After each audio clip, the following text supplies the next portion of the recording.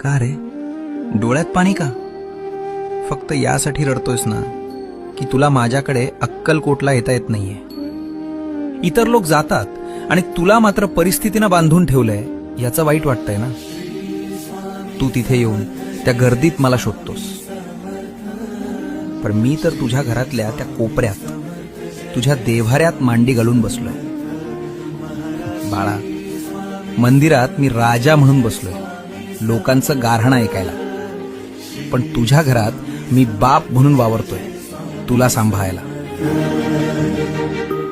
मग राजाच्या दरबारात जाणं महत्वाचं की बापाच्या मांडीवर बसणं महत्वाचं? त्यामुळे अक्कलकोटला येता येत नाही याची खंत करू नकोस. आत्ता याच क्षणी डोळे मिट आणि बघ, मी तुझ्या समोर उभा नाहीये, तर मी तुझ्या आत बसलोय.